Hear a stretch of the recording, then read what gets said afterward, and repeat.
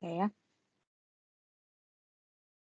Oke, pertanyaan pertama, jelaskan yang dimaksud dengan viskositas. Silahkan.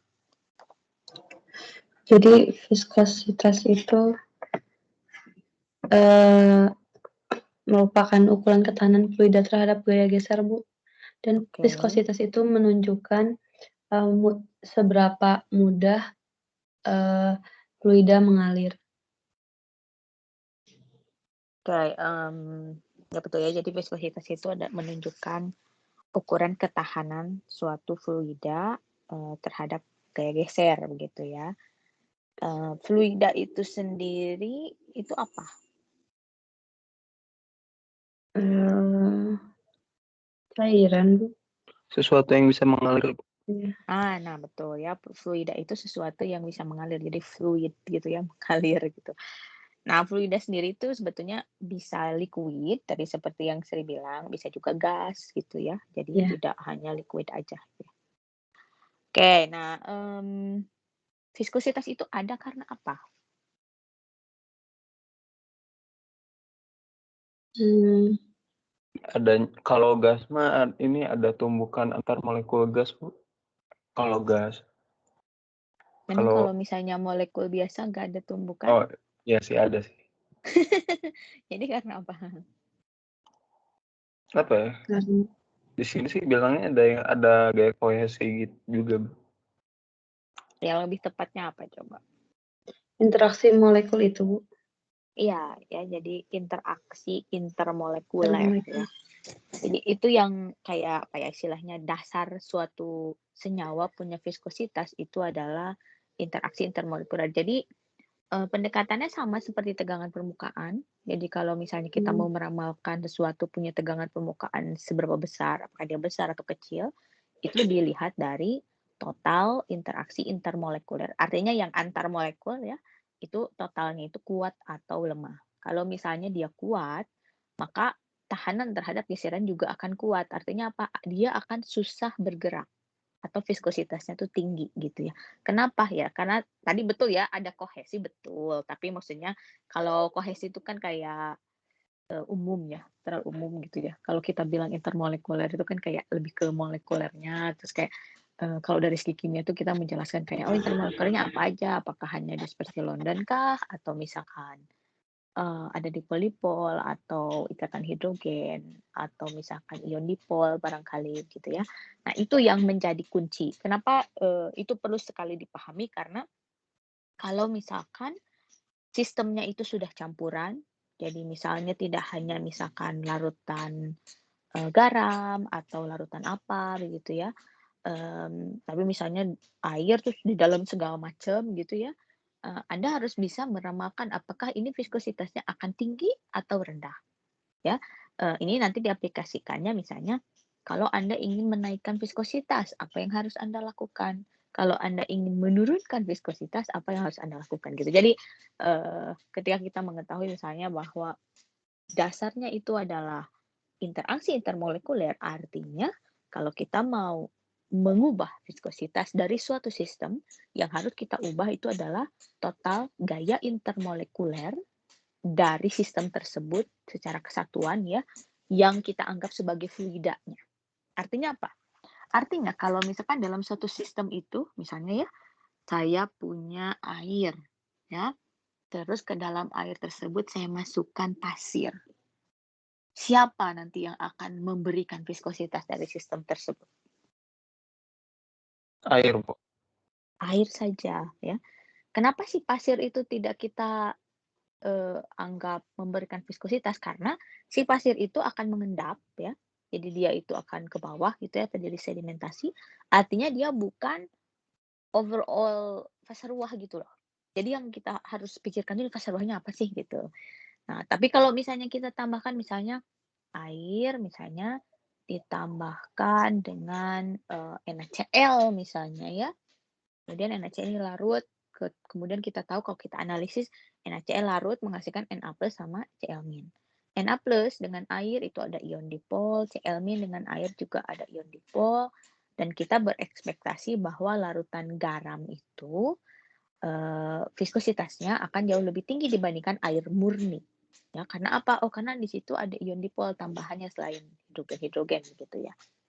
Tapi misalnya begini, kalau misalkan Anda punya polimer gitu ya, atau misalnya protein lah gitu ya. Kebetulan proteinnya bisa larut dalam air. Nah, kalau dia proteinnya larut dalam air, Anda bisa mengasumsikan gitu ya, bahwa viskositasnya itu akan meningkat. Karena misalkan ada ikatan tambahan hidrogen ya, dari apa? Dari misalkan gugus-gugus samping asam amino yang bisa menawarkan ikatan hidrogen dengan air. Misalnya yang ada COH-nya atau misalnya ada yang NH-nya gitu ya, ada OH-nya misalnya. Itu kan bisa ada ikatan hidrogen. Artinya secara overall itu akan naik viskositasnya dibandingkan air murni. Tapi misal ya ke dalam sistem tersebut kita tambahkan garam, saya tambahin NaCl misalnya. Terus misalnya pas diukur lagi, loh kok viskositasnya turun? Kira-kira kenapa?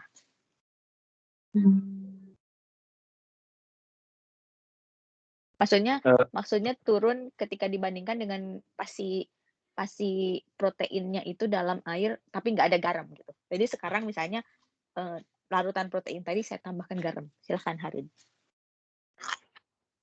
Larutan proteinnya tuh ini Bu. Jadi dia dengan garam tuh apa ya? Nggak berinteraksi antar molekul. Jadi jatuh malah si garam itu menghalangi protein untuk ikatan. Makanya si viskositasnya jadi rendah. Maksudnya gimana? Menghalangi ikatan gimana? Eh, Jadi kayak kalau ada garam, kok ada garam proteinnya sulit berikatan, kenapa? sulit saling berinteraksi Dengan dengan protein berinteraksi dengan protein yang siapa? lainnya. Sebentar. Dengan air ya. Kalau saya bilang larutan protein punya viskositas yang kita analisis itu sistem ruahnya, itu adalah interaksi antara molekul air dengan protein. Protein. Apa yang terjadi kalau protein berinteraksi dengan protein? Mengendap. Kalau mengendap apa yang terjadi? Jadi ini apa? Yang ininya air. Bukan. Maksud saya viskositasnya naik atau turun? Kalau mengendap tuh Viskositasnya turun. Nah, viskositasnya turun kalau proteinnya mengendap. Kenapa? Karena sekarang kan airnya jadi kayak air murni aja kan. Nah, tapi sekarang misalkan saya tambahkan garam tadi. Kira-kira perkiraannya gimana? Viskositasnya naik atau turun? Oh iya, turun karena berarti karena kemungkinan si proteinnya mengendap oleh garam. Iya, kenapa? Anda menjelaskannya gimana? Kok bisa proteinnya mengendap?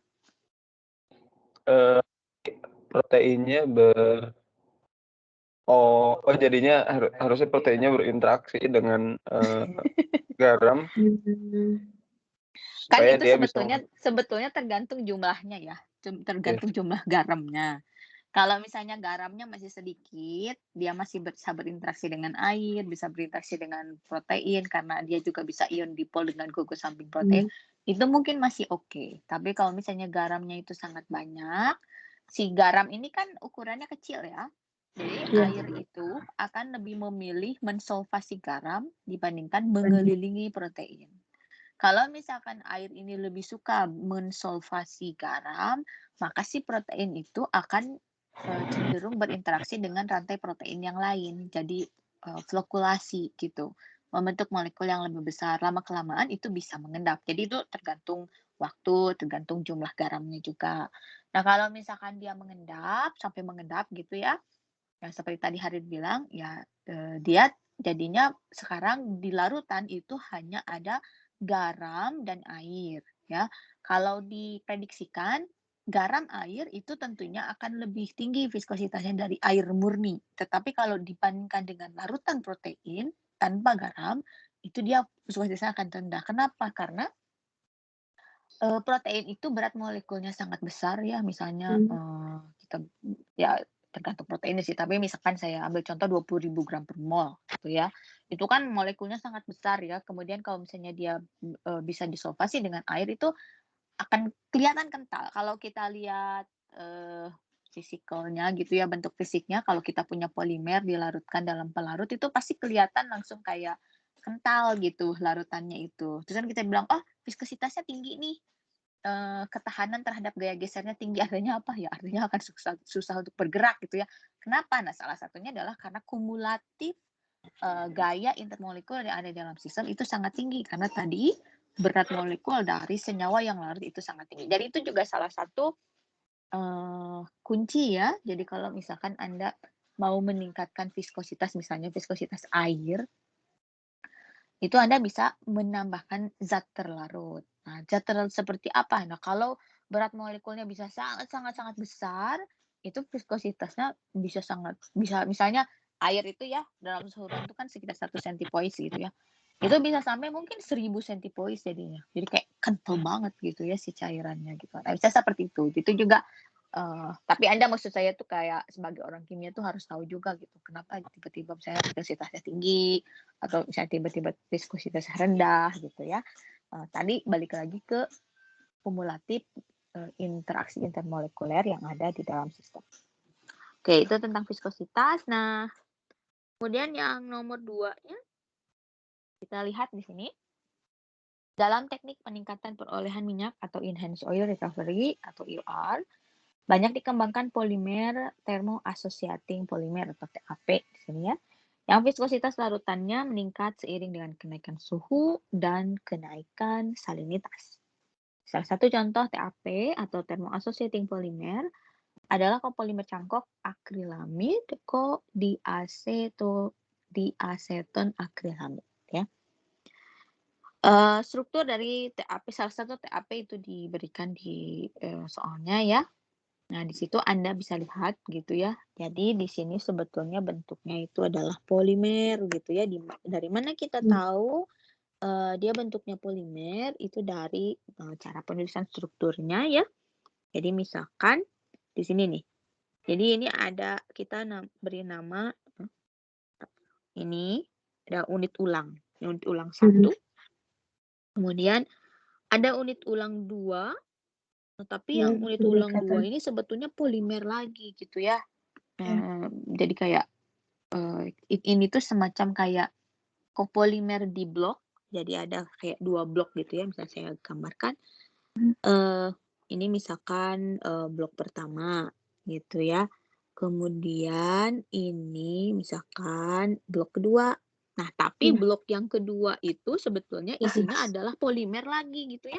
Yang ini. Jadi sebetulnya ini kayak ya panjang banget gitu. Ini apa?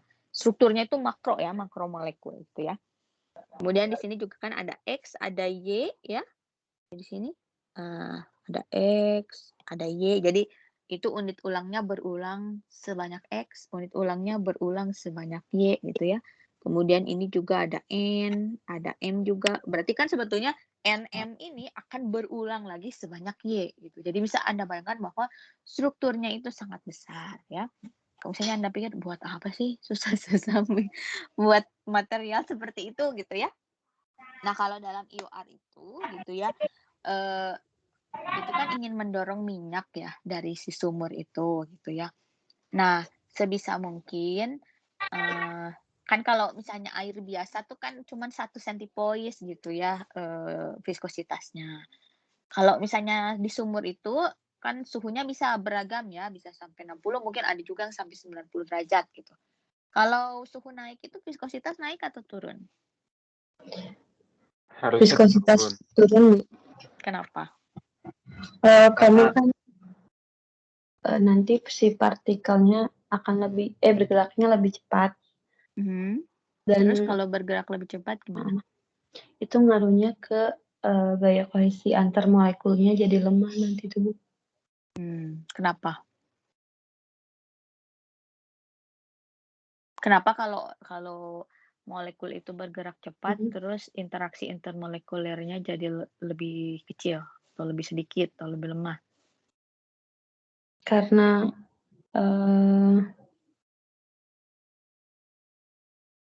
antar molekulnya kesulitan untuk kesulitan Bu untuk berinteraksi dalam pergerakan yang cepat gitu. Iya ya. Jadi kan kalau molekul ingin berinteraksi itu kan harus ada jarak tertentu ya. Iya. Dia berinteraksi intermolekuler itu misalnya sekian nanometer misalnya ya. Kalau kebayang kalau misalnya molekulnya bergerak cepat ya, possibility gitu ya, kemungkinan untuk dia bisa kayak berada dalam jarak tertentu untuk berinteraksi intermolekuler itu jadinya sangat kecil karena dia bergerak lebih cepat gitu ya. Jadi, ada kaitannya dengan jarak ya, possibility bahwa 2 molekul itu bisa berjarak tertentu untuk, membentuk suatu interaksi intermolekuler. Jadi semakin tinggi gitu ya suhunya, dia interaksi intermolekulernya semakin rendah, bahkan bisa jadi berubah fasa ya. Jadi salah satu, indikasi dari interaksi intermolekuler juga dari bentuk ya. Jadi kalau misalnya kita punya gas, itu kita bisa bilang bahwa total interaksi intermolekuler gas itu lebih kecil dibandingkan total interaksi intermolekuler dari liquid.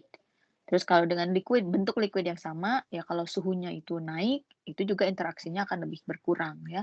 Jadi bisa dilihat dari bentuk zatnya gitu ya. Nah di sini kalau misalkan tadi ya sumber si minyak itu misalnya suhunya itu tinggi gitu ya. Tadi air itu di suhu ruang itu sekitar 1 centipoise, sekarang misalnya suhunya naik, berarti kan tambah turun lagi viskositas Iya. airnya. Nah, itu jadinya susah untuk mendorong minyak. Jadi kalau kita ingin mendorong minyak itu harusnya idealnya gitu ya, viskositasnya harus lebih besar daripada si, minyak itu gitu ya, dia harus sangat besar gitu. Jadinya yang orang lakukan itu adalah menambahkan ini salah satu teknik saja, jadi menambahkan polimer ya. Untuk komersial itu, paling banyak dipakai itu poliakrilamid ya atau turunannya. Kenapa? Karena akrilamid itu, poliakrilamid itu larut dalam air. Jadi syarat pertama yang harus Anda pikirkan untuk suatu sistem dalam air menghasilkan viskositas itu zatnya harus larut. Karena kalau misalnya zatnya nggak larut bisa Anda bayangkan seperti kita tadi, contohkan dengan penambahan pasir, gitu ya. Iya. Pasir itu ada zatnya, tapi kan dia ngendap gitu, jadi dia tidak akan berkontribusi terhadap viskositas si air secara ruah gitu ya. Nah, kalau kita mau menambahkan polimer juga terhadap air supaya viskositas sistemnya itu tinggi, isi polimernya harus larut gitu ya. Kemudian setelah larut, syarat kedua itu adalah berat molekul ya. Kenapa berat molekul penting? Karena Anda ingat kan, gaya intermolekuler itu kan ada dispersi London, Iya. ada, dipol-dipol, ikatan hidrogen, atau mungkin ion dipol ya kalau di dalam molekulnya itu ada muatan. Nah itu kalau semakin besar berat molekulnya, total interaksi intermolekuler juga akan sangat tinggi gitu ya, makin besar makin bagus. Cuman kan pertanyaannya, bisa nggak kita sintesisnya gitu ya? Misalnya kita pengen, saya pengen berat molekulnya 1.000.000 gram per mol lah, biar biar ngaruh banget gitu, viskositasnya naik drastis gitu ya. Nah, berarti kan pertanyaan selanjutnya, gimana caranya mensintesis berat molekul 1.000.000 gram per mol gitu ya. Nah, kemudian tadi dalam sumur minyak ya, itu biasanya punya salinitas tertentu ya. Jadi ada kadar garam gitu ya, mungkin 5%, mungkin 10%, atau mungkin 15%, kita nggak tahu ya, tergantung sumurnya gitu. Nah, Anda kan tahu tadi kan, kalau di dalam larutan itu ada garam gitu ya, artinya apapun zat yang kita tambahkan ke dalam air garam tersebut, itu punya saingan si garam gitu ya. Artinya apa? Artinya kalau molekul yang kita tambahkan itu tidak bisa mengimbangi. Nah, coba sebut dulu ke sana. Interaksi intermolekuler antara garam dengan air itu apa? Harin. Gimana Bu, interaksi molekuler antara garam dengan air? Ya, itu apa jenisnya? Misalnya NaCl misalnya, ada Ion dalam dipol. air, ion dipol. Nah, kalau misalnya hanya garam dan air itu kan tadi ada ion dipol. Nah, kalau misalnya kita menambahkan suatu zat ke dalam air dan kita ingin keberadaan NaCl itu tidak mengganggu interaksi antara zat terlarut dengan air, syaratnya harus kayak gimana zat terlarut? Zat terlarutnya harus bisa ini lebih berinteraksi dengan garam. Iya, harus bisa berinteraksi dengan garam. Artinya apa?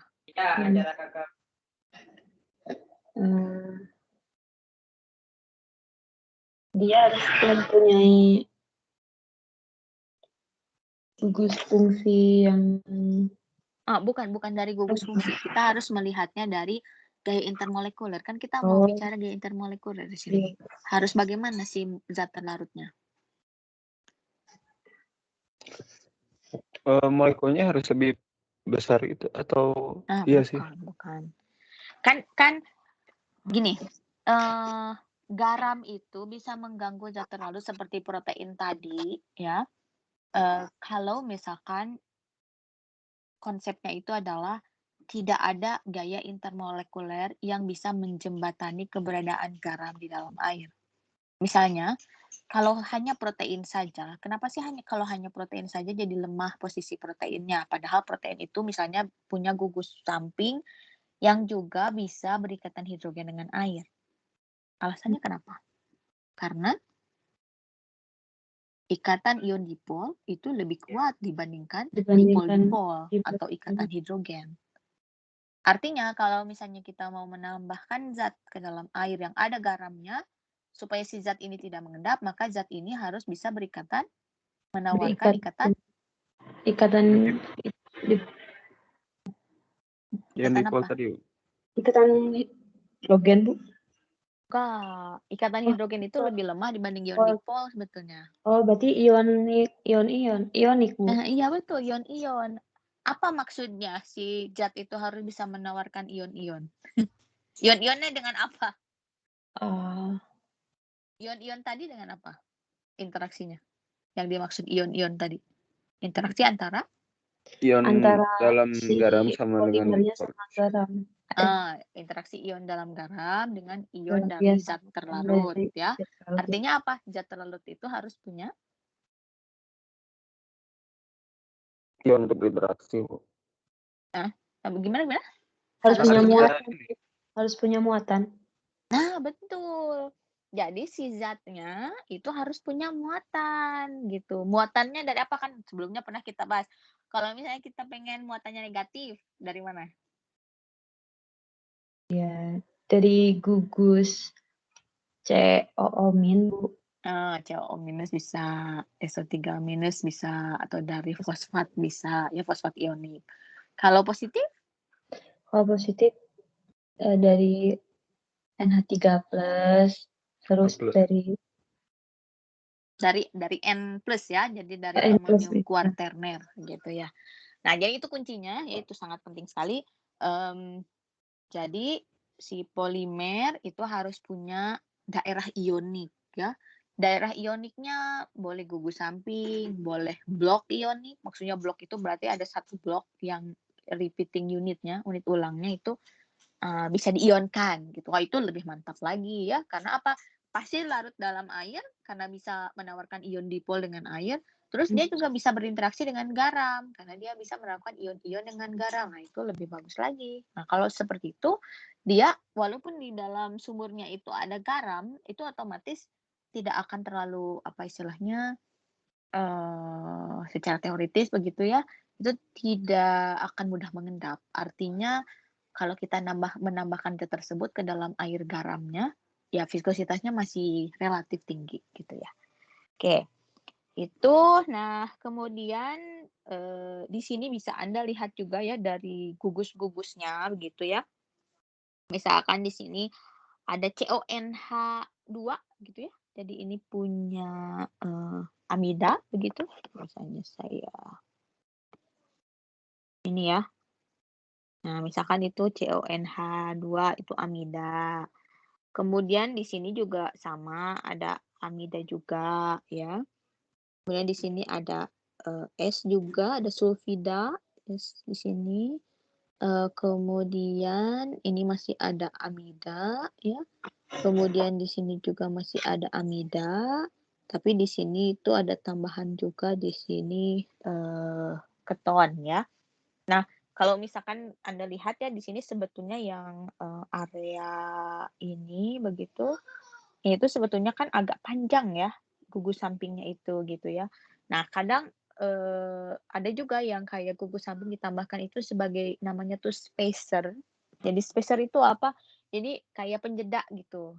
Karena apa? Karena kita tidak ingin misalnya si polimernya itu berinteraksi intermolekuler dengan polimer lagi, mmm, dengan interaksi yang sangat rapih. Karena apa? Kalau interaksinya terlalu rapih, jadi kan itu artinya kuat ya, kristalin gitu, nanti air akan susah untuk mensolvasi ya. Kalau misalnya ada spacer kayak gugus di samping gitu yang dia lebih panjang dari yang di sampingnya lagi gitu ya, itu bisa jadi penjeda. Jadi kalaupun misalnya dia berinteraksi itu kayak ada penjedanya. Jadi misalnya, misal saya gini gitu ya, terus ada gugus samping kayak gini, ini misalnya ada satu lagi temennya kayak gini, kayak gitu ya. Sebentar sebentar. Kayak gini, terus gini, gitu. Tapi kan ini sama ini tuh yang utamanya tuh nggak bener-bener plek gitu. Coba Anda bayangkan kalau misalnya kayak gini. Ya gini, ya udah we itu mah mengendap gitu ya. Karena interaksinya kan terlalu deket, terlalu kuat, jadi bisa kemungkinan untuk mengendapnya itu jauh lebih lama. Nanti kan kalau misalnya seperti itu, nanti pas kita nambahin polimer ke dalam sumur, nanti malah jadi menambah sampah gitu ya. Sampah dalam artian, zat aditif yang kita tambahkan ke sumurnya itu kayak jadi ngendap di situ, kan jadi menimbulkan masalah lagi gitu ya. Kemudian di sini kalau Anda lihat kan di sini gugus-gugusnya itu amida misalnya gitu ya. Atau keton misalnya di sini. Nah itu juga ada alasannya ya, misalnya, kalau Anda perhatikan gugus-gugus yang dia bisa dihidrolisis ya, jadi kalau misalnya dia terurai itu menghasilkan air, contohnya apa? Misalnya kayak ester gitu ya, amida, itu kan kalau kita reaksi putus ikatannya itu kan misalnya menghasilkan ya kalau ester misalnya menghasilkan COH dan OH gitu ya, atau misalkan amida COOH dengan, NH2 misalnya ya gugusnya, tapi kan dilepaskan air gitu. Nah, gugus-gugus seperti itu kita sebutkan itu adalah gugus-gugus yang biodegradable ya. Jadi, kemungkinan bisa didegradasi oleh bakteri alam ya, di mana tadi hasilnya itu adalah air. Jadi itu juga salah satu karakteristik kalau misalkan Anda melihat struktur polimer, terus di situ ada kayak gugus-gugus tadi ya kayak COH, CONH, pokoknya yang bisa dihidrolisis gitu, itu kemungkinan biodegradable. Kenapa sih kalau misalnya harus biodegradable? Ya tadi kan kalau kita nambahin polimer misalnya, kan kita nggak ngambil polimernya lagi ya kemungkinannya. Saya akan di situ gitu ya. Kalau misalkan si polimernya bisa terdegradasi dalam waktu tertentu gitu ya, mungkin 3 bulan, mungkin 6 bulan kan tidak akan menjadi sampah di dalam sumurnya gitu ya. Jadi bisa Anda perhatikan bahwa ketika kita mendesain suatu polimer gitu ya, yang tujuannya itu adalah untuk meningkatkan viskositas, maka itu basic-nya itu akan ke gaya intermolekuler. Kemudian kalau kita mempelajari gaya intermolekuler, basic-nya itu adalah kimia organik sebetulnya gitu ya. Jadi walaupun kita ngomongnya kimia fisik, ya tetap aja ya kimia organik mah pakai terus gitu ya. Nah, sekarang kita lihat pertanyaannya gitu ya. Yang nomor A, uraikan mengapa pada umumnya viskositas larutan akan berkurang seiring dengan kenaikan suhu dan kenaikan kadar garam dari larutan. Tadi sudah dibahas, jadi sok silakan. Harin, kenapa kalau naik suhu viskositas larutannya berkurang? Karena dia lebih sulit untuk berinteraksi Karena intermolekul. kalau suhunya naik, energi kinetik molekul itu jadi lebih tinggi, kemudian molekul akan bergerak lebih cepat, sehingga kemungkinan molekul-molekul itu berinteraksi itu menjadi lebih sedikit. Nah, kalau total interaksi intermolekulernya itu lebih sedikit, maka ketahanan terhadap gaya geser itu jadi lebih banyak gitu ya. Oke, nah sekarang yang efek kenaikan kadar garam, Sri. Kalau untuk kenaikan kadar garam itu tadi, jika kadar garamnya itu banyak atau tinggi, maka larutannya bisa menurunkan viskositas karena garam itu memiliki interaksi ionit. Gimana? Kalau misalnya kadar garam tinggi, ya, maka air itu akan lebih suka berinteraksi dengan garam karena interaksinya adalah ion dipol gitu ya.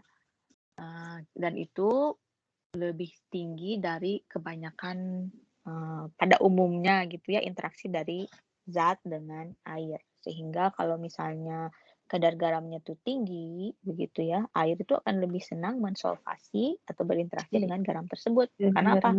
Karena menawarkan ion dipol, kemudian ukurannya tuh kecil ya. Garam itu kan kecil, jadi lebih mudah juga untuk disolvasi. Jadi airnya itu cost energinya tuh lebih kecil gitu kalau untuk berinteraksi dengan air dibanding kalau dia harus mensolvasi molekul besar. Kalau mensolvasi molekul besar ya misalnya polimer itu sebetulnya dia nggak bener-bener larut ya, kadang mungkin tahapnya cuma sampai swelling atau penggembungan. Penggembungan itu apa, jadi misalnya, si airnya itu kayak cuma mengelilingi bagian luar dari polimer, tapi tidak sampai betul-betul memutuskan ikatan antar polimernya. Jadi misalnya, kalau yang ideal ya, misalnya saya punya polimer nih, dia bentuknya padatan. Kalau padatan itu artinya interaksi antar molekul polimernya itu berdekatan, kuat. Buktinya bentuknya padat, artinya total interaksi antar polimer itu tinggi. Kalau saya tambahkan molekul H2O begitu ya, nah si H2O ini kan nanti akan mengelilingi si polimer ini. Idealnya, kalau idealnya harusnya si polimer ini dia tuh idealnya itu adalah dia berbentuknya kayak random coil gitu, terus dikelilingi sama H2O dan betul-betul pisah sama sebentar, random coil-nya bukan kayak gini. Bentar. Itu jadi kayak helix-nya gini gitu ya, terus dikelilingi sama H2O gitu.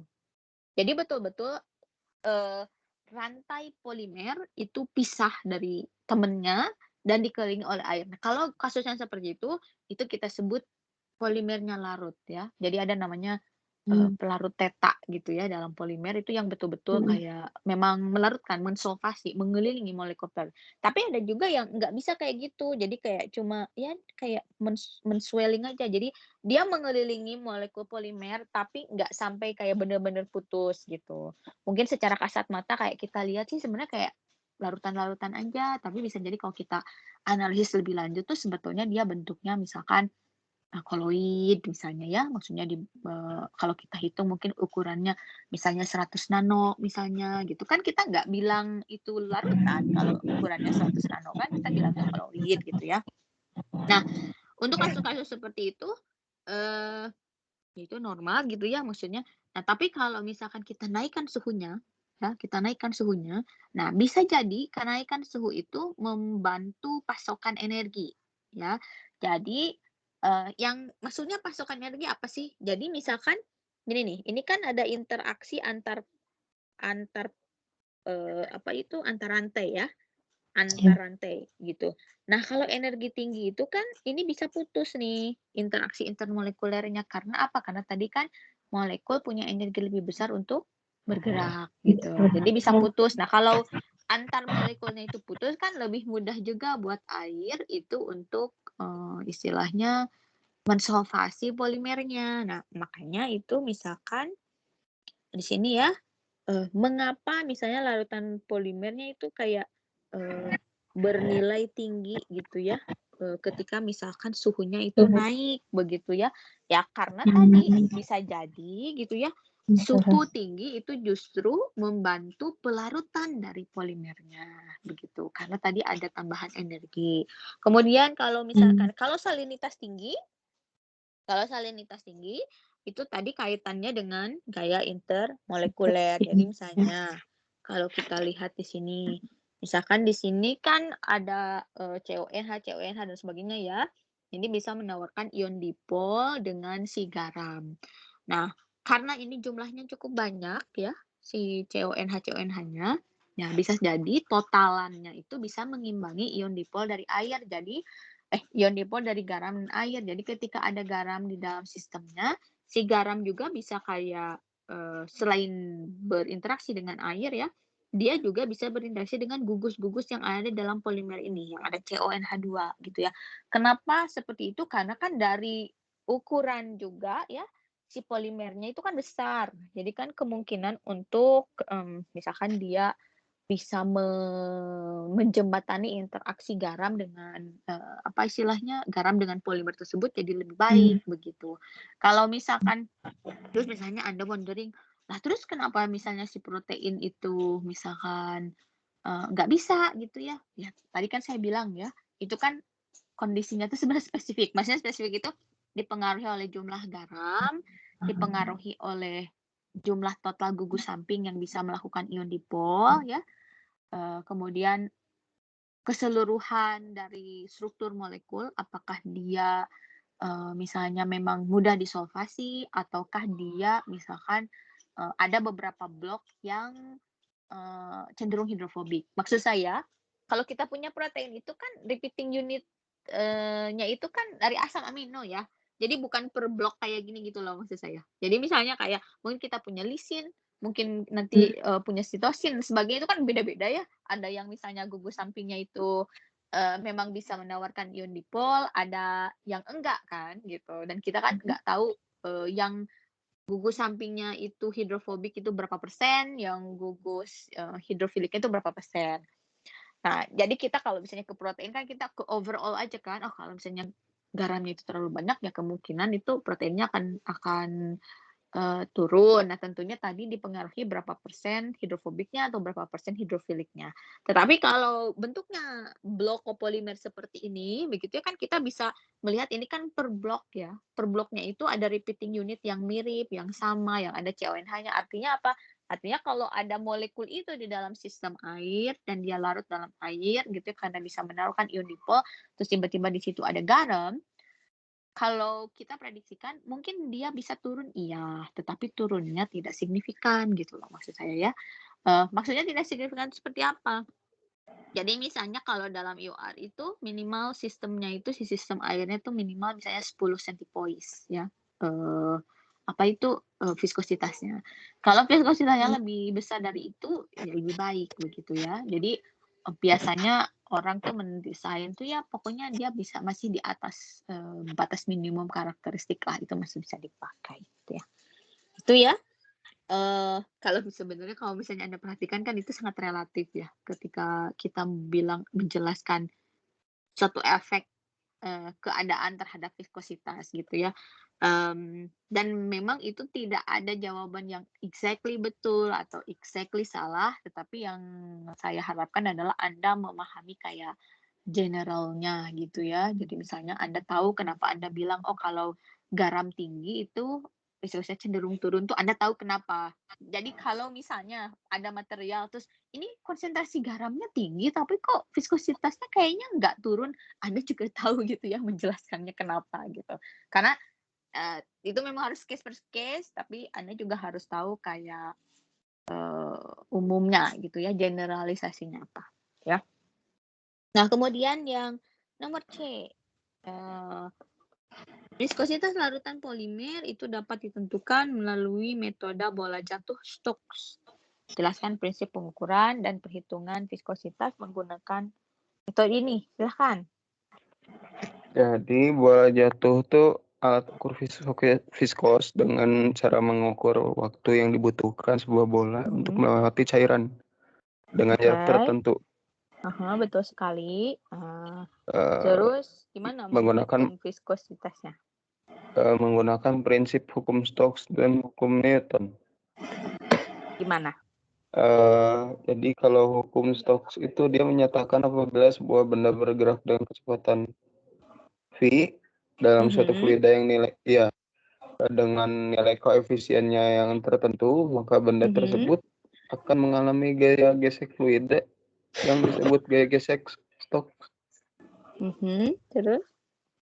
Nah, kalau gaya yang gaya hukum Newton ya. Ya. Saya lupa pokoknya ada gerakan ke atas, ada gerakan ke bawah gitu. Oke, gerakan ke atasnya apa? Ke atasnya ini gaya gesek Stokes. Nah, gimana? Ke atasnya gaya Stokes. Gaya Stokes? Ya. Coba saya gambarin dulu aja, saya gambarin. Oke. Oke, gaya ke atas apa aja?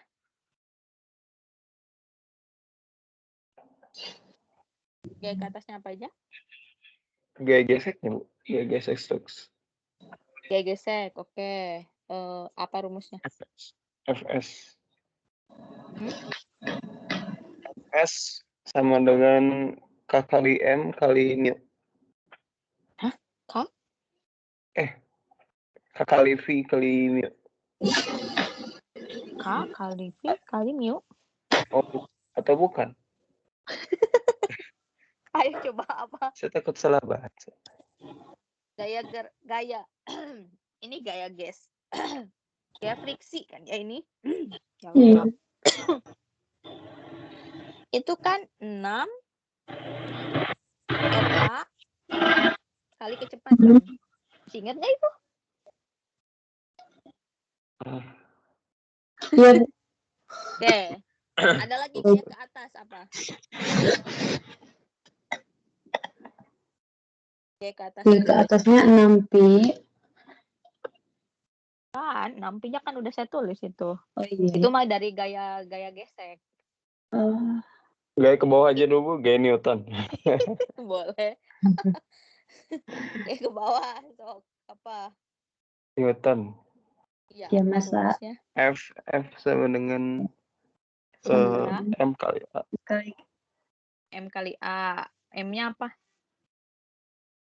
M-nya tuh berat bola. masa efek Volume bola. Gimana gitu? M itu apa? M itu massa kan? Ya, Massa apa? Massa? masa bola ini. Massa bola, betul. Massa bola A-nya apa?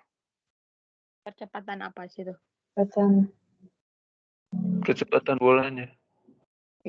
Percepatan itu. Percepatan apa A di situ? Kalau ada benda berat berbentuk bola bergerak ke bawah, percepatan apa itu yang berpengaruh ke bola itu? gravitasi. Gravitasi, betul. Ngitung massa bola gimana? Masa bola 4/3. Volume ya itu mah, Bu. Itu volume. Rho bola dikali Bola. volume bola gitu kan. Ya. Kali gravitasi. Nah, volume bolanya apa? Tadi, Berarti Bu. kan rho bola dikali volume bolanya 4/3. 4/3 pi R pangkat 3. pi R pangkat 3. R-nya di sini R bola ya. Iya. Baru kali gravitasi. Nah, yang ini yang gaya ke atas satu lagi belum. Gaya apa itu?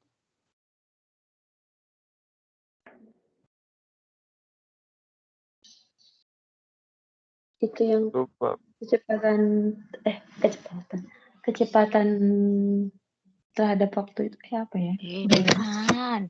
Ini gayanya ke atas loh. Gaya ke atas itu artinya dia gaya yang menahan suatu benda untuk tidak ke bawah. Sebut apa itu?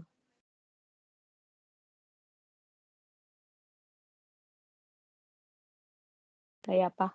Hukum apa? Bukan dari Ingat fluid nggak? air kan? Bukan. Gaya apung itu mah Archimedes. Apa rumusnya?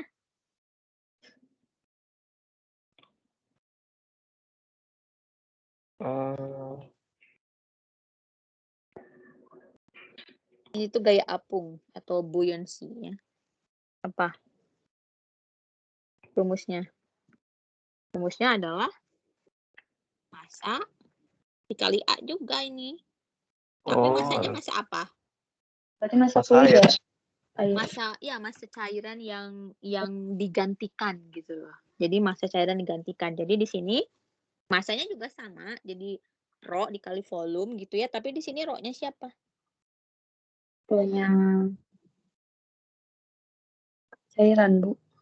Iya, rho dari liquid gitu ya. Kemudian dikali volumenya berapa? Volumenya volume total liquidnya dalam wadah. Bukan. Volumenya volume Volumenya betul, volume liquid, tapi volumenya itu sebesar apa? Sebesar sebesar bolanya. sebesar bola, karena kan kita ngitung kayak jumlah air yang digantikan posisinya oleh bola gitu loh. Jadi ya Iya, iya. volumenya ya si volume bola itu. Jadi di sini kayak 4/3 VR bola gitu ya, pangkat 3 kali gravitasi juga gitu. Makanya kan rumusnya itu kalau misalnya kita kayak rumuskan gitu ya, kan ini sebetulnya jadi kayak ini kalau misalnya F1 gitu ya. Ya kan F1 dikurangi F bola sama dengan Fs gitu ya. Karena kan berlawanan ya Fs-nya. Jadi kalau misalnya saya tuliskan sebagai sama dengan kan dia jadi munculnya positif gitu ya. Nah, baru di sini kan Anda gabungkan nih yang F1 minus Fb itu jadinya kan kayak massa F1-nya itu kan massa bola dikali gravitasi gitu ya, dikurangi yang Fb-nya itu sebetulnya massa dari liquid gitu ya, dikali gravitasi. Atau misalnya karena sama ya si apa itu istilahnya volume gitu. Jadi kalau misalnya di sini saya tuliskan 6V eta R kemudian kecepatan gerak ya. Kemudian di sini ini rho bola kali volume bola begitu.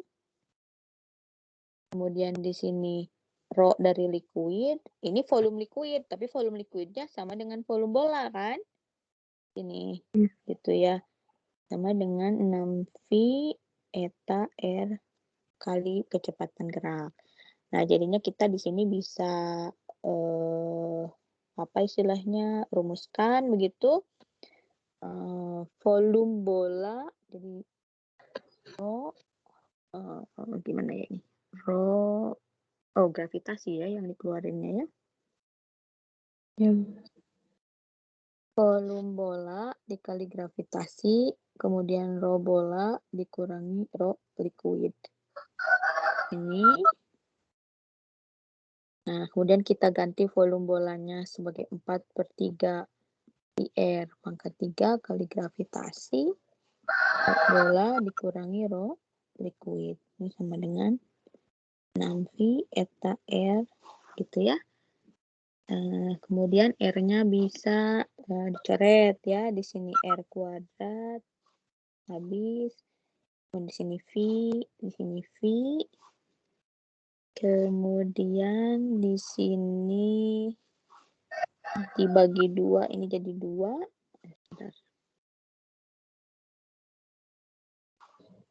Ini jadi 2, ini jadi 3 ya. Betul tidak? Ya, jadi 2/9 gitu ya. Jadi di sini kita punya 2/9 R pangkat 2 ya. Dan di sini R pangkat 2. Kemudian di sini gravitasi rho bola dikurangi rho liquid. Di sini sama dengan eta dikali V gitu ya. Atau misalnya kalau V-nya dipindah ke betul nggak ini rumusnya? Dibagi V-nya dipindah ke kiri jadinya dibagi gitu ya. Oke. Nah, begitu ya. Jadi 2/9 R kuadrat dikali G dikali rho bola dikurangi rho liquid dibagi kecepatan geraknya. Ini berarti kan jarak dari pergerakan bola begitu ya. Dibagi waktu. Jadi kita di sini mengasumsikan kecepatannya konstan ya, tidak ada percepatan untuk kayak kecepatan geraknya. Kita asumsikannya seperti itu. Jadi ada V yang nilainya tertentu. Kemudian itu ada sama dengan eta sama dengan viskositas gitu ya. Itu ya untuk rumus dari Stokes. Nah, jadi di sini yang pertama harus diperhatikan itu adalah kita harus memastikan bahwa bolanya itu begitu ya. Bolanya itu harus lebih berat dibandingkan liquidnya ya. Jadi rho-nya itu harus lebih besar supaya dia bisa ke bawah ya. Kalau enggak misalnya kalau gaya apungnya lebih tinggi bisa jadi dia enggak ke bawah, enggak gerak. Jadi kita enggak tahu viskositasnya itu berapa. Itu untuk hukum Stokesnya ya. Nah, kemudian nomor selanjutnya di sini, silahkan. Di sini ada viskositas minyak mentah. Kemudian di sini ada zat namanya di sini terpolimer. Ini juga punya repeating unit beberapa gitu ya. Jadi di sini repeating unit yang pertamanya unit ulangnya pertama yang ini. Ini unit ulang pertama, dia berulang sebanyak X. Kemudian di sini ada yang kedua, dia berulang sebanyak Y. Kemudian ini yang ketiga, dia berulang sebanyak Z. Jadi ini sebetulnya namanya itu copolymer triblock gitu ya, kalau disederhanakan. Jadi karena dia ada 3 blok, kemudian tiap ketiga bloknya ini beda, jadi kita sebutnya itu sebagai copolymer triblock ABC tipenya. Jadi ABC triblock copolymer gitu ya. Walaupun di sini misalnya yang untuk blok pertama itu sebenarnya kan agak panjang ya. Jadi di situ kan ada C18 di atas di bawah gitu. Jadi kan sebetulnya kalau kita gambarkan gitu ya, kita kan punya polimer seperti ini. Gini ya. Anda bayangkannya. Ini anggap sama ya. Ini misalnya ini repeating unit yang pertama itu ya. Terus yang selanjutnya itu misalnya dia ada kayak begini gitu ya. Kemudian di sini gitu. Bla bla bla gitu. Ini anggap misalnya ada sekian Y repeating unit begitu ya. Kemudian setelahnya itu ada yang dia gugusnya itu adalah ester begitu ya. Di sini ada O COCAH3 gitu ya.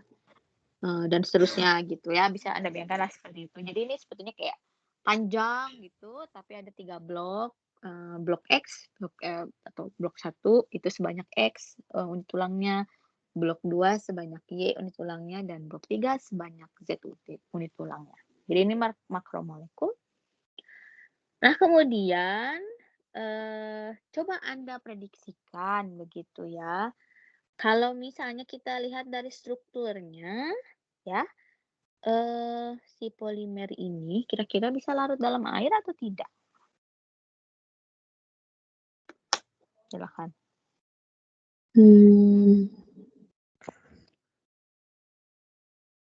Ini kalau kita sederhanakan bentuknya, bisa aja misalnya saya gambarinnya, saya punya blok pertama seperti ini, kemudian saya punya blok kedua seperti sebentar. Inilah lebih gampang. Jadi ini misalnya blok pertama, kemudian blok kedua, kemudian blok ketiga gitu. Kurang lebihnya. Nah, blok pertama yang hitam itu yang ini gitu. Terus yang keduanya itu yang ada penilnya, yang ketiga itu ada ester. Kira-kira gimana? Bisa larut dalam air nggak?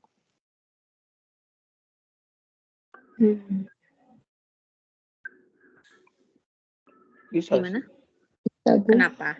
Kenapa? Dia punya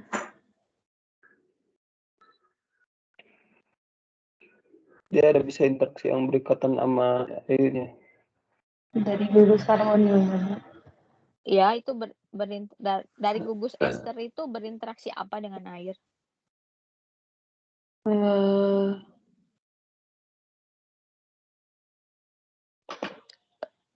Kayaknya dipol bukan Bu? Bukan. Lebih spesifik lagi itu. Apa coba? Interaksinya. Kalau suatu zat ingin larut dalam air itu dia harus menawarkan apa setidaknya ke air? Ion dipol. Ion dipol itu kan di atas sebetulnya. Etanol larut nggak dalam air? Etanol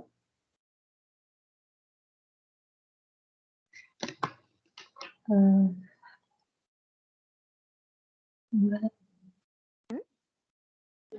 Etanol larut nggak dalam air? Etanol punya gugus fungsi apa?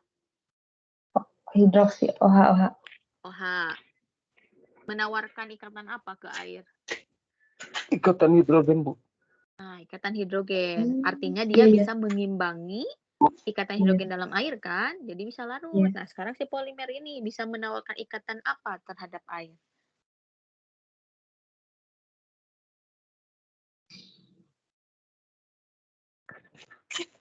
Ikatan hidrogen juga. Ikatan hidrogennya gimana? Dari karbonil ocehannya itu. Karbonil ke Karbonil ke hidrogen di air. Nah, betul sekali ya.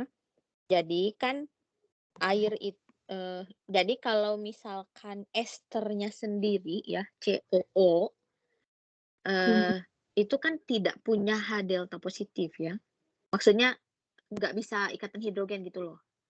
Tapi kalau di situ ada air, airnya itu yang punya H delta positif. Nah, si H delta positif itu dari air itu bisa berinteraksi dengan atom-atom elektronegatif kan. Nah, karena di dalam ini ada O dari karbonil, ada dari COO-nya gitu ya. Itu memungkinkan ikatan hidrogen, begitu ya. Kan pertanyaannya lebih ke apakah misalkan apakah itu bisa mengimbangi hidrogen air, ya itu nanti akan kaitannya dengan konsentrasi ya. Maksudnya karena gini, kita misalnya bisa memprediksikan, ini bisa larut dalam air. Kenapa? Karena dia menawarkan ikatan hidrogen, ya. Nah, tapi kan kita juga harus melihat misalnya ini polimernya seberapa besar. Apakah misalkan ikatan dengan air itu lebih dominan dibandingkan ikatan antar rantainya sendiri. Apakah ini kalau dilarutkan, apakah perlu ada energi pengaktifan awal, jadi dipanasin dulu di awal baru dia larut, terus dia tetap larut, atau enggak di suhu ruang juga energi pengaktifan ini sudah terlewati jadi larut-larut aja misalnya. Itu kan jadi ada pengaruh suhu, ada pengaruh berat molekul gitu ya. Gimana kita tahu pastinya? Ya harus eksperimen gitu ya. Tapi kan di sini kita kalau diminta memprediksikan ya Anda harus bisa memprediksikan gitu. Kalau misalnya dibilang kayak gini, oh ya bisa sih kemungkinan larut gitu. Kenapa? Karena alasannya dia bisa membentuk ikatan hidrogen juga dengan air dengan menawarkan atom elektronegatifnya. Dia sendiri itu nggak bisa melakukan ikatan hidrogen antar dirinya karena nggak ada H delta positif di situ begitu ya. Tapi kalau dia ketika di situ ada air, dia bisa sebagai donor atau sebagai penyedia atom elektronegatif. Kemudian kalau misalnya Anda wondering ya, yang blok tengah itu, yang blok kedua yang warna merah itu kan ada penil. Itu hidrofobik atau hidrofilik? Penil itu. Yang mana, Bu? Penil. Yang tengah, blok tengah, yang merah. Oh, penil hidrofobik. Hidrofobik. Nah, apa yang terlintas di kepala Anda? Dia akan mempersulit ikatan antara si karbonil sama air. Blok yang tengah itu akan sulit berinteraksi dengan air ya. Karena apa? Karena blok tengah itu kan hidrofobik. Berarti kan interaksinya dia itu apa? Yang mungkin dia berikan itu apa? Dispersi London kan? Dispersi London. Sedangkan dalam air yang paling tinggi itu ikatan hidrogen. Jadi yang blok tengah itu akan sulit untuk berinteraksi dengan air. Nah, pertanyaan selanjutnya adalah yang maksud saya tuh pertanyaan lebih ke Anda harus juga kritis kan ya. Maksudnya berpikir kayak holistik menyeluruh gitu ya. Jadi pertanyaan selanjutnya adalah ini panjang blok tengah ini berapa panjang? Berapa panjang dibandingkan blok kiri dan kanan? Gitu. Kalau blok tengahnya itu cuman seuprit ya, cuman misalnya dibandingkan yang kiri sama kanan, itu berarti kayak aksesoris gitu ya. Maksudnya aksesoris apa? Jadi bisa saja ya kita misalnya mendesain polimer itu misalnya nggak pengen semuanya itu misalnya hidrofilik karena takutnya misalnya gaya intermolekuler antar rantainya malah jadi justru lebih kuat, jadi lebih susah interaksi dengan air. Jadi misalnya kita menganggap yang blok tengahnya itu sebagai spacer, sebagai penjeda gitu ya. Jadi justru misalnya, oh enggak, justru saya ingin yang blok tengah itu justru hidrofobik begitu. Jadi tadi harus dilihat Y-nya itu berapa gitu ya. Kemudian kalau misalnya yang blok Z kan masih bisa ya, tapi yang Anda lihat kan sebenarnya yang blok kirinya itu yang X itu dia lebih panjang ya, lebih kayak rantainya itu agak panjang gitu. Kemudian Anda ingat juga gitu ya, yang namanya molekul di dalam air, apalagi molekulnya ini punya area hidrofobik, punya area hidrofilik, itu kemungkinan membentuk sel, Bu. misel, betul sekali. Jadi bisa aja misalnya kayak nanti tuh bentuknya tuh ya, misalnya yang biru tuh di tengah, dia tuh hidrofilik sebetulnya. Kemudian ininya kayak yang merahnya tuh si fenil itu di tengah, kemudian yang mengarah keluar misalnya yang hitam, karena kan yang hitam lebih bulk ya. Tapi terus dia ini yang membentuk misel gitu loh. Apa istilahnya? Bentuk molekulnya ya, jadi kayak bulat gitu. Kenapa seperti itu? Karena molekul itu ya, kalau dia itu kayak dibiarkan sedemikian sehingga dia biasa mencapai struktur paling stabilnya begitu ya, artinya ada rentang waktu di situ. Itu dia bisa membentuk bentuk-bentuk tertentu gitu ya. Tentunya itu akan dipengaruhi oleh suhu, dipengaruhi konsentrasi juga, tetapi secara struktur kita juga harus bisa kayak memprediksikan gitu. Ini kemungkinannya, oh ini bisa nih ngebentuk kayak bulat gitu ya, dengan orientasi molekulnya seperti ini. Nah, kalau misalnya dia membentuk bulat kan sebetulnya jadinya dia larut-larut aja dalam air, toh yang bagian hidrofiliknya mengarah ke air. Nah, kalau misalkan dia memang masih bisa seperti itu, artinya kan dia survive aja di dalam air ya, bisa berinteraksi gitu ya, dengan tadi membentuk bulat-bulat misalnya, begitu ya. Jadi kemungkinannya yang A itu, penambahan senyawa terpolimernya itu bisa, istilahnya, meningkatkan viskositas begitu ya. Nah, sekarang yang nomor B-nya gimana? Berdasarkan grafiknya yang sebelah kanan berarti ya, kategori minyak mentahnya itu merupakan fluida apa?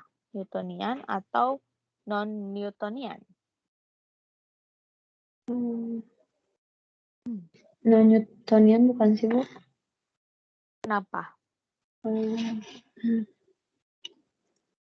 Tadi hubungannya tuh sama kayak kan dia kan kalau minyak itu terdiri dari rantai karbon rantai alkil Kan gitu ya, Pak, yang panjang. kan kalau kayak gini, yang ciri khas dari fluida Newtonian itu apa? Ciri khasnya itu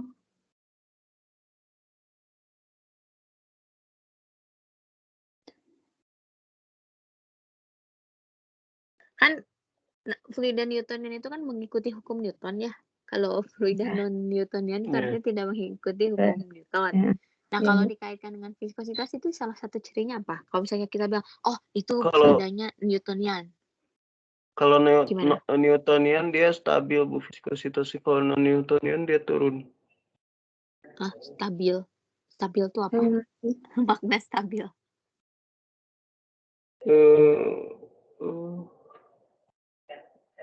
Jadi Viskositasnya Newtonian tidak berubah. tidak berubah terhadap apa? Terhadap gaya. Penambahan ini. Ya, terhadap gaya gesernya ya. Mau gaya gesernya segimana juga pokoknya viskositasnya tetap segitu gitu ya. Itu kita sebut sebagai fluida Newtonian. Nah, kalau fluida non-Newtonian artinya? Berarti dia dipengaruhi oleh gaya gesernya itu, Bu.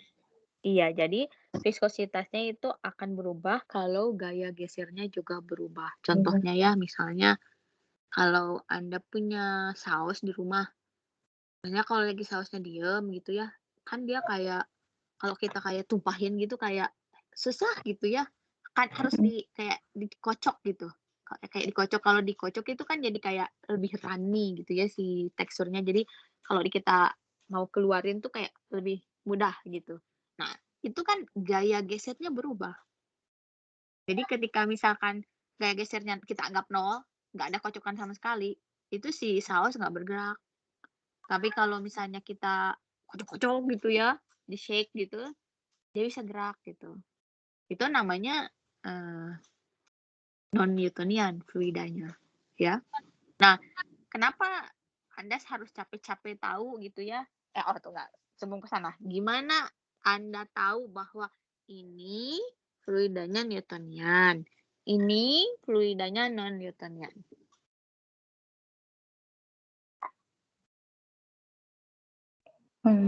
Berarti harus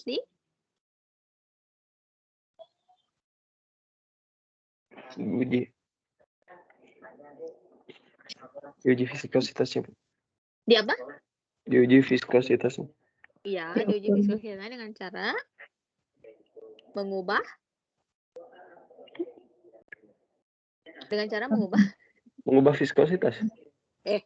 mengubah viskositas. Kan misalnya saya punya liquid si kecap tadi itu saya mau uji viskositasnya, saya ukur pakai viskometer Brookfield misalnya.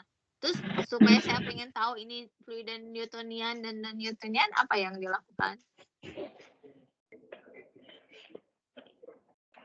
Kita mengaplikasikan gaya geser tertentu kan? Coba ini dilihat di grafiknya. Misalkan di sini kan, misalnya ini shear rate-nya di sini 10 per detik katanya, gitu. Terus misalnya kalau ini yang nggak ada apa-apanya warna hitam misalnya gitu ya. Kemudian misalnya kalau diganti jadi 100 misalnya di sini, terus dia ke sini kan turun gitu. Kalau misalnya kita bandingkan dengan yang ini juga dia berubah lagi ke sini gitu. Jadi kita tahu bahwa dia non-Newtonian, nggak mengikuti hukum Newton. Kenapa? Karena kalau misalnya kita ubah si gaya gesernya, si rate-nya, viskositasnya berubah. Kalau misalnya kayak fluidanya Newtonian itu mau kita geser, ubah-ubah misalnya kayak kita set gaya gesernya 1 per second misalnya. Misalnya viskositasnya 1 centipoise. Kita ganti jadi 100 per second. Viskositasnya tetap aja misalnya 1 centipoise gitu. Jadi sama aja. Nah, kalau gitu kita bilang fluidanya Newtonian. Nah, kan kalau di lab itu yang pernah Anda lakukan itu kan ngukurnya itu pakai viskometer Oswald ya, yang metode kapiler kan. Syaratnya bisa pakai viskometer Oswald itu apa coba? Syaratnya Cairan. Harus cair. Iya, kita kan lagi ngomong Newtonian sama non-Newtonian. Liquidnya harus gimana coba kalau kita mau pakai viskometer Oswald?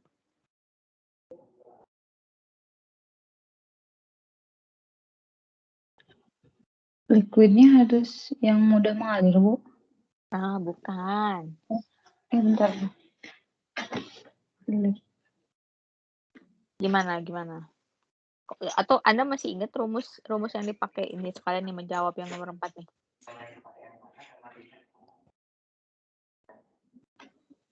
Gimana?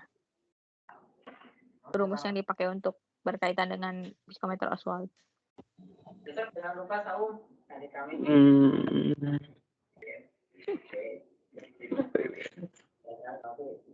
Gimana?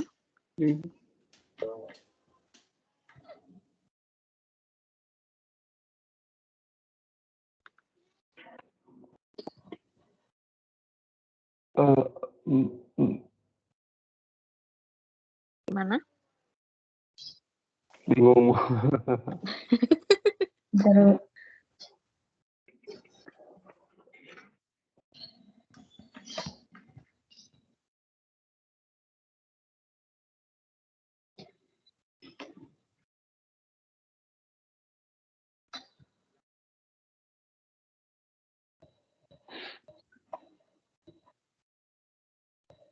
Gimana? Silahkan. Rumusnya ya, Bu. Mm-mm.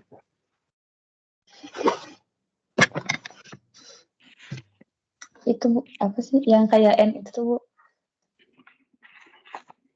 Yang mana?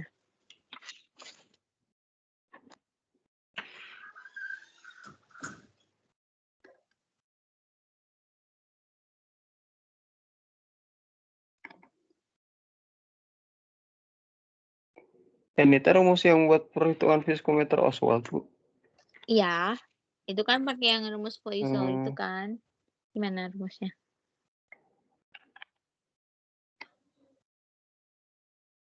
Nah,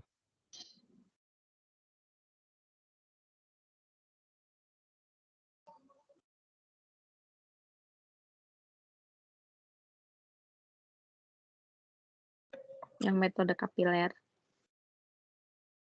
yang eta sama dengan etanol. Sebelum dapat etanolnya gimana? Maksudnya kayak yang rumus sebelum dibandingkan. Kalau udah ada etanol tuh artinya kan dibandingkan ya. Mau pakai rumus ini dulu yang viskositas yang tadi. Eta Gimana? sama dengan Ya, eta sama dengan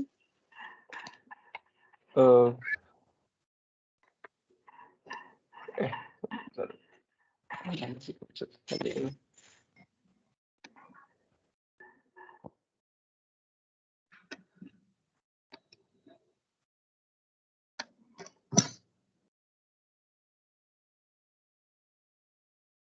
gimana?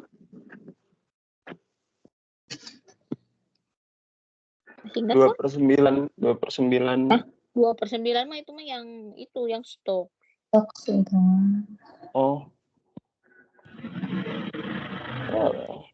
Eta sama dengan Sekian. I R pangkat 4 kalau nggak salah ya, Rho G T per 8 volume kalau nggak salah. Bisa dicek lagi kalau ini. Nah, baru di sini kan kayak dibandingkan gitu ya. Berarti kan Rho 1 eta 1 sama dengan Rho 1 kali T1 gitu, ya kan? Misalnya kayak Rho 1 sama dengan misalnya Rho 1 dikali T1. Terus ini kayak dibandingkan gitu kan. Yes.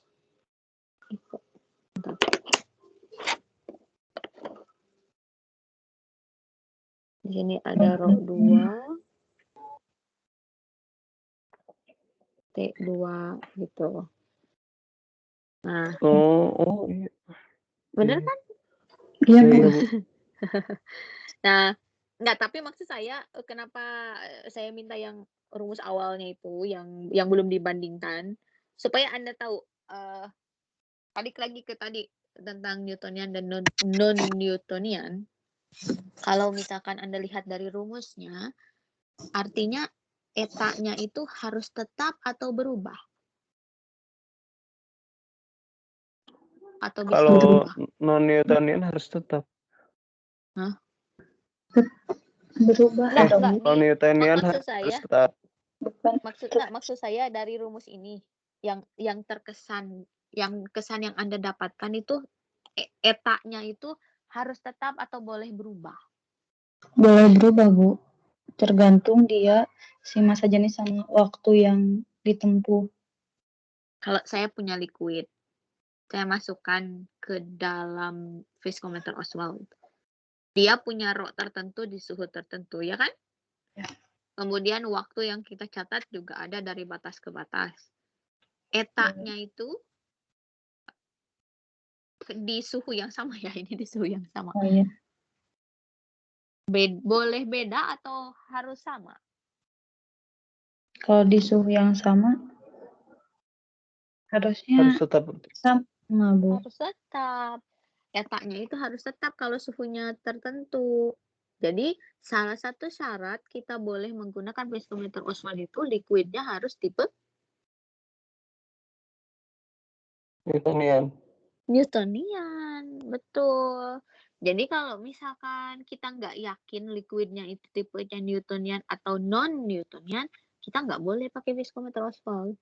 Misalnya Anda mau ngitung kecap misalnya gitu ya, pakai viskometer Oswald, itu belum tentu valid datanya, karena si kecap itu kemungkinan, karena kan di dalamnya ada zat ya.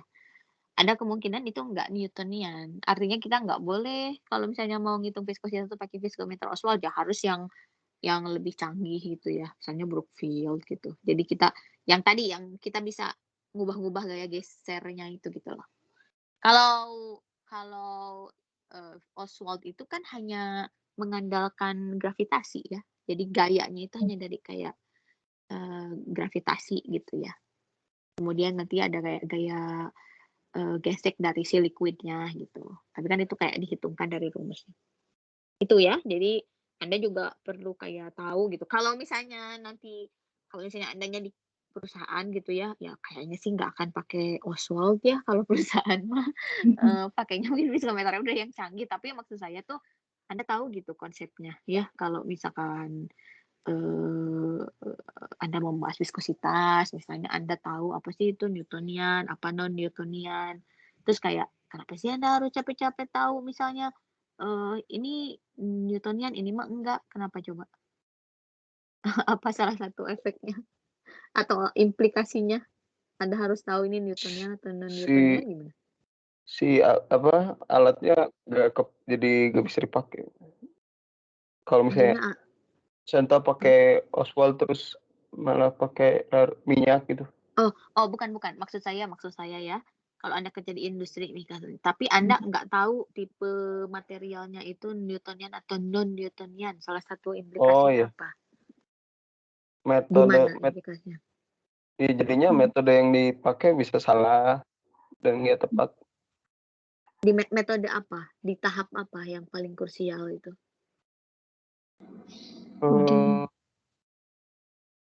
Terus ini penentuan waktu alir. Oh, bukan. Kalau Anda kerja di industri, kenapa misalnya Anda harus tahu misalnya tipe materialnya tuh Newtonian atau non-Newtonian, itu karena akan berkaitan dengan proses transport. Maksudnya transport itu ya, misalnya Anda bikin resepnya itu di kontainer yang mana, terus nanti packing di kontainer yang mana, itu kan ada kayak jeda gitu, ada jarak. Artinya kan Anda harus memindahkan kan dari kontainer Anda bikin sampai di packing kan. Coba Anda bayangkan kalau misalnya gaya gesernya itu mempengaruhi viskositas ya, kan itu kan harus bergerak ya lewat pipa atau lewat apa gitu. Coba misalnya kalau Anda nggak tahu ya, tiba-tiba pas dia misalnya mampet. nah itu bisa mampet. Karena apa? Karena misalnya pas gaya geser tertentu dia viskositasnya sangat tinggi ya, sedangkan di desain transportnya itu Anda tidak memperhitungkan itu. Misalnya ya kalau Anda tahu misalkan ini kalau gaya gesernya sekian, misalnya dia viskositasnya terlalu besar kalau tidak ditambah alat bantu. Maksudnya alat bantu tuh nggak di-push pakai pompa misalnya. Jadi cuman kayak natural gitu, misalnya gravitasi atau kayak cuman elevasi biasa, sudut biasa gitu. Ya itu mampet yang seperti tadi Harin bilang. Itu bisa saja jadinya mampet. Nah, kalau mampet kan gimana tuh? Jadi makanya kita harus tahu gitu ya. Kita harus tahu tipenya itu Newtonian atau non-Newtonian. Kemudian kita juga tahu rentang viskositasnya. Karena viskositasnya itu nanti akan berpengaruh pada tipe transport ya. Apakah transportnya bisa natural aja, pakai gravitasi aja, atau perlu didorong pakai pompa. Kemudian material pipa transportasinya juga kan, misalnya ini pipanya harus misalnya nggak boleh lengket, atau ini harus stainless steel atau apa gitu, itu kan juga kan mempengaruhi. Itu hanya salah satu aja, tapi menurut saya Anda memahami bahwa material itu ada kemungkinan sifatnya tidak mengikuti hukum Newton. Artinya tadi viskositas itu bisa berubah. Nah, tentunya berubahnya viskositas itu dari setiap sistem itu berbeda-beda. Maksudnya berbeda-beda tuh ada yang dia berubah tapi masih dalam batas toleransi gitu ya. Misalnya, ini mah pakai gravitasi juga masih jalan, cuman lambat aja dan lambatnya masih kayak dalam toleransi secara ekonomi gitu ya, hitung-hitungan listrik, energi dan sebagainya masih oke dibandingkan kalau harus nambah pompa misalnya. Tapi kalau misalnya, wah ini lumayan nih perbedaan viskositasnya besar nih harus di-push, harus pakai pompa, kalau enggak nanti lambat banget, nanti stuck dan sebagainya gitu. Nah, hal-hal seperti itu itu kan basic ya. Jadi saya harapkan ya harusnya gitu ya idealnya kalau orang udah belajar dinamika yang kayak gitu tuh ya tahulah gitu ya. Kalau yang lebih detail lagi itu kan nanti akan sangat spesifik ke industri ya. Misalnya apakah Anda misalnya kerja di industri tinta misalnya kan Anda harus memastikan bahwa misalnya tintanya itu bisa keluar dari si tempat cartridge-nya gitu ya atau misalkan cat ketika packing dan sebagainya gitu. Itu kan akan sangat spesifik ya, tapi basic-nya Anda paham gitu. Oh ini asalnya seperti dan sebagainya ya. Oke, itu saya kira sampai situ dulu lah ya. Iya, Bu. Ada satu soal lagi. Kagok kita lanjutkan aja. Satu soal lagi. Di sini ada suhu 20 derajat Celcius, kemudian di sini ada nilai viskositas. Untuk 3 zat berbeda, ada yang sekitar 1 CP, CP itu centipoise, salah satu satuan ya. Kalau tadi kan ada yang juga dalam milipascal second atau dalam pascal second ya. Sebetulnya tergantung kayak hasil viskositasnya ya. Kalau misalnya kayak air mah, misalnya air itu di sekitar 1 centipoise ya. Itu saya Anda juga harus kayak tahu gitu ya. Misalnya kayak air tuh di sekitaran 1 centipoise. Jadi kalau Anda baca suatu karakteristik material dan viskositas 1000 centipoise, Anda bisa bayangkan itu 1000 viskositasnya lebih besar dibandingkan air. Jadi kayak kalau Anda mau membayangkan kekentalannya juga nggak ada kebayang gitu ya. Nah, di sini ini ada 1 centipoise, 16,9 centipoise, kemudian 58,3 centipoise. Ini untuk 3 zat yang berbeda. Di sini ada monoethylene glycol, ada tetraethylene glycol, kemudian ada air gitu ya. Nah, Anda diminta memasangkan nih nilai-nilainya jadi kayak kalau kayak SD itu kayak menjodohkan gitu ya. Ini viskositasnya siapa gitu ya. Yang 1 centipoise itu air ya, itu saya kasih tahu juga. Nah, tinggal yang 2-nya 16,9 itu gimana? Sama yang 58,3. Yang 16,9 tetra, Bu. Ya tetra ethylene glycol. Kalau yang 58 monoethylene glycol. Kenapa? Alasannya karena semakin banyak rantai karbon semakin lemah ikatan nggak sih? Ikatan intermolekul. Sebentar. Ingat lagi, kalau viskositas itu dipengaruhi apa? Berat molekul bukan sih, Bu? Interaksi antar molekul. Berat molekul. Jadi, viskositas itu kan dipengaruhi oleh interaksi antar molekul. Interaksi antar molekul itu dipengaruhi oleh apa?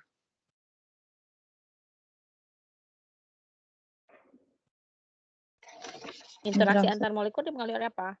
Ada di interaksi antar molekul dipengaruhi oleh apa?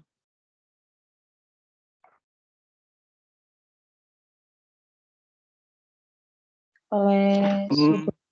Ini Oleh interaksi antar molekul dipengaruhi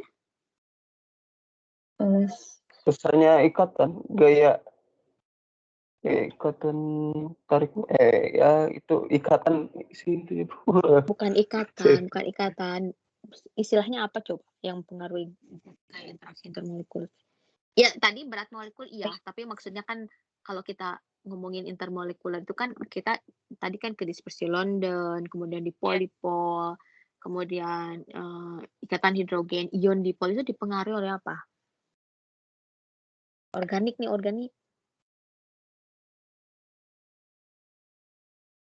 Gugus fungsi, betul sekali. Gugus fungsi. Nah, sekarang coba pikirkan gugus fungsinya gimana?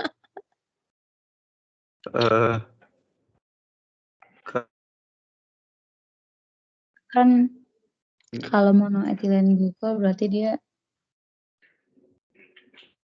sama-sama. Bentar. Gimana? Ada monoetilen glikol, CH2OH kan Bu? Apa yang beda? Itunya si rantai alkilnya. Maksudnya gimana? Rantai alkilnya Bu, soalnya kan kalau gugus fungsinya cuma OH doang, cuma satu. Ya, sekarang gimana? Coba kalau kita analisis H2O punya apa? Ikatan intermolekuler antar H2O. Ikatan Ada hidrogen. apanya? Dan Ada dispersi London. Dari yang rendah dulu tuh. Dispersi London. Oh iya bener. Terus dipol dipol-dipolnya dari mana? dari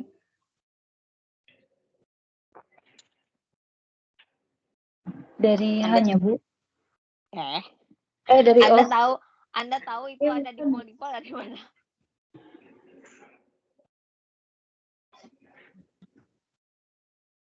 Dipol-dipol itu dimiliki oleh molekul apa? Oh, yang memiliki perbedaan keelektronegatifan, Bu. Ya Dipol, molekul polar dipol. ya. Dipol-dipol itu Oksigen. ada pada molekul polar. Dari mana kita tahu molekulnya polar? Karena ada resultan momen dipol. Dari mana kita tahu ada resultan momen dipol?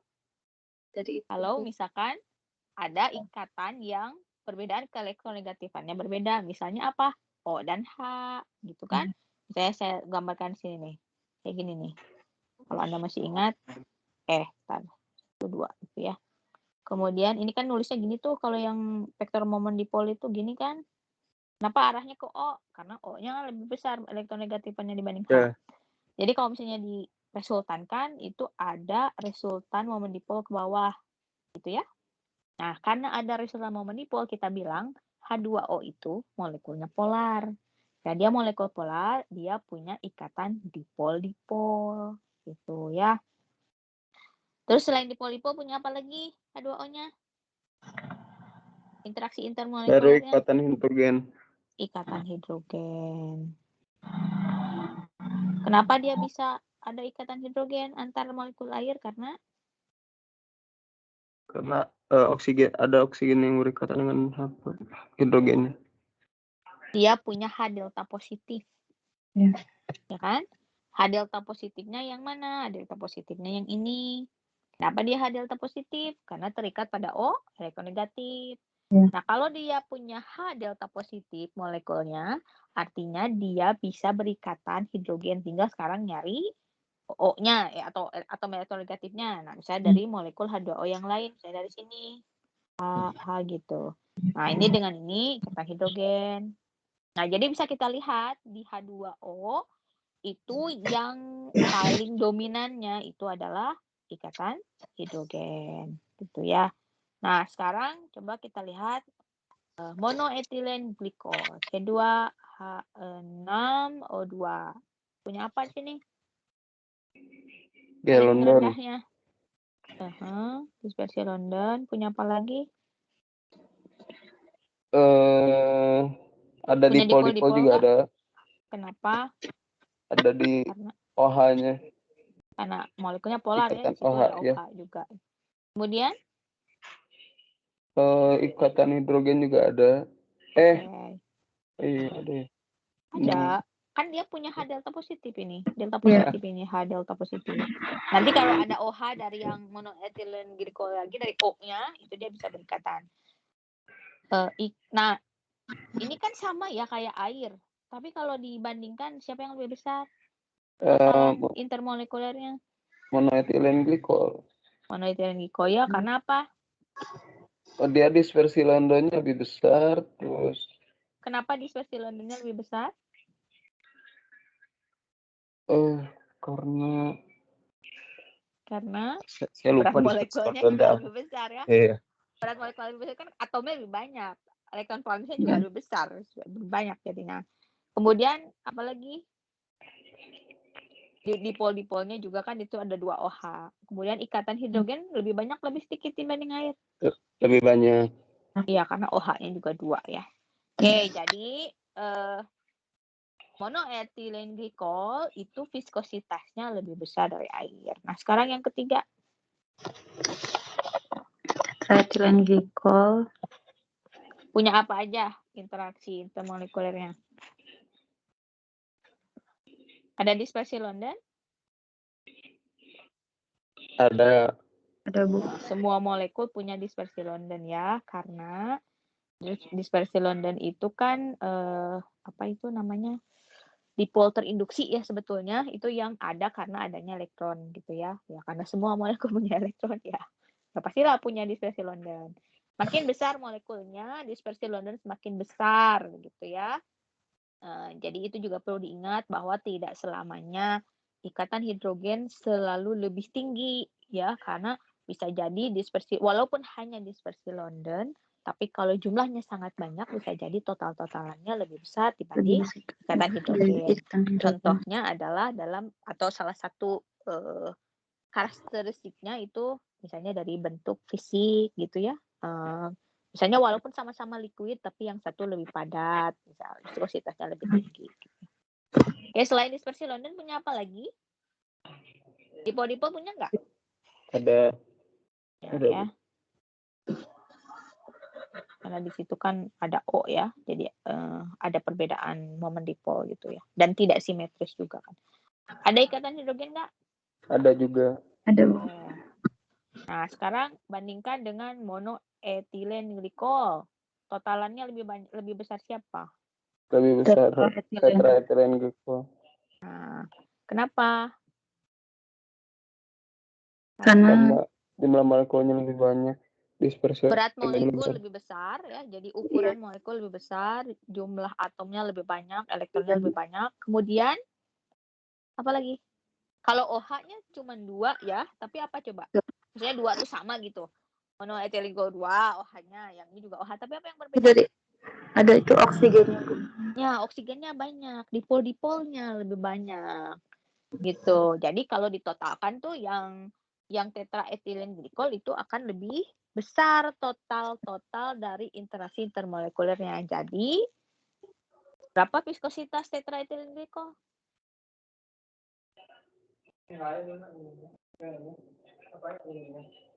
Viskositasnya yang ini 58. Iya, 58,3 centipoise. Baru yang monoetilen glikolnya 16,9. Nah, yang air itu 1,0016 centipoise. Jadi bisa Anda lihat ya, bagaimana kenaikan total interaksi intermolekuler itu bisa mengubah viskositas begitu ya. Oke, jadi sampai situ ya. Jadi jangan langsung kayak, oh ini punya si ini karena C-nya lebih banyak. Ya harus digambarkan strukturnya, terus Anda analisis di situ ada apa aja interaksi intermolekulernya. Ya. Oke, baik. Sudah 10.54 ya. Kita sudahi dulu. Insya Allah besok dilanjutkan lagi. Besok yang hitungan-hitungan ya. Tadi kan yang teori-teori gitu ya. Terima kasih atas perhatiannya. Assalamualaikum warahmatullahi wabarakatuh. Waalaikumsalam warahmatullahi wabarakatuh. Terima kasih banyak, Bu. Sama-sama. Makasih, Bu. Ya, sama-sama.